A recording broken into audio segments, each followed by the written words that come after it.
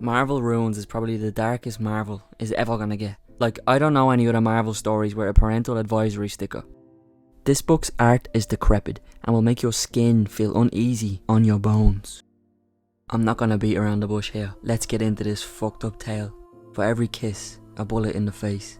For every action, a reaction. For every event there exists a potential mirror event, an exactly opposite possibility. If the world you know is one of Marvel's, where heroic women walk invisibly through horror and men of fire ride the upper reaches of the air, then only a misstep or a stopped heartbeat away is a world of ruin, and that's where our story lives. The world in between what if. A stray missile hits an Avengers Quinjet, superhumans burn up and fall from the sky. We follow Philip Sheldon, former photographer at the Daily Bugle. He's reading a case file of the man in the iron mask, Tony Stark, who was sent to Vietnam to use his marvellous mind to end the war. One piece of shrapnel from a grenade later, and oh, Stark put that marvellous mind to work alright. Then he joined Hank Pym and Stephen Strange, forming the Avengers. Others joined, a handsome genius wrapped in steel, a man the size of skyscrapers, a lovely woman with delicate wings, the cold young bowman, and all the others. We were on the cusp of the age of marvels. We were. Where did it all go wrong? Philip makes his way into a bar. He needs something to wash down his pills with. Some orange juice maybe. "Buy me a drink, will ya?" says some creepy man in the corner. Don't mind him, he's just cranky, he's got some gross bone disease. "Show him your little hand," the bartender says.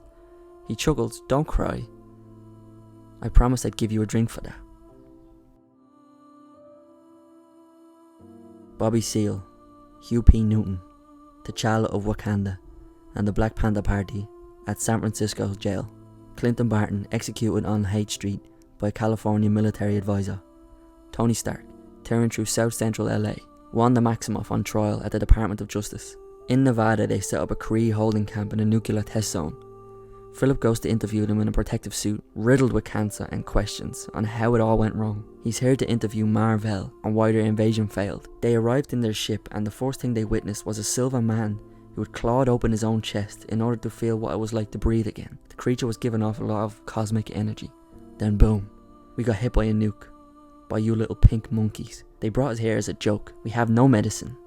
If you remove your suit, you can smell my bones rotten. Our dead are not removed. We have to burn them. We all have cancer. He fought his own people to protect Earth, and this is how they repay him. President X has authorized airstrikes in the Genoshan War. Philip meets with Nick Fury. He tells him about the book he's writing, and Nick Fury batters him, puts a gun to his head. It's about them. It's called The Marvels, he says. Nick tells him that he's got a story for him. Captain America was the one that introduced him to eating human meat in Vietnam.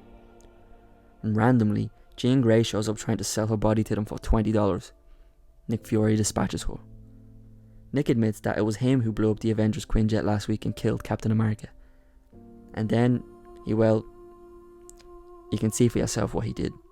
Philip goes to see Rick Jones about an incident in Arizona desert. He was there that day, with his guitar, and witnessed everything. A man in a lab coat rushed him on a motorcycle, trying to warn him. "It's a bomb," he shouted. Before he could blink again, it was over. But it didn't kill him. His skin cracked, and he started to swell. Then the tumours broke him open. He's still alive. They keep him in a vault under the lake, codename Hulk they call it. Philip steps outside, getting annoyed by the sounds of bullets pinging from every angle. A man falls from the roof riddled with bullets. "Death is everywhere," he screams. "Let me find an answer before I go. Please don't let me die in this place." I'm Philip Sheldon, and I'm in search of the weird.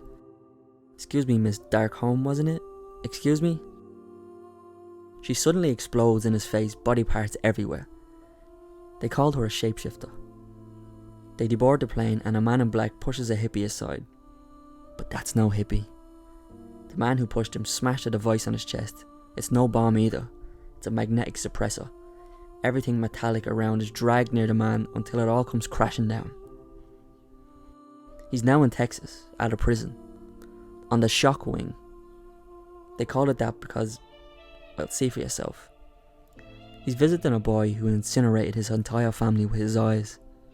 They blinded him. This is little Kitty. She gets intangible and she tried to escape until she went solid inside a cell door and lost 3 feet of intestines. Oh no. That's for Quickie's own good. Warden Fisk, why do you keep the paranormal here? It's the president's idea. The president said no cameras, but he wanted to let you see firsthand as a dying man's wish.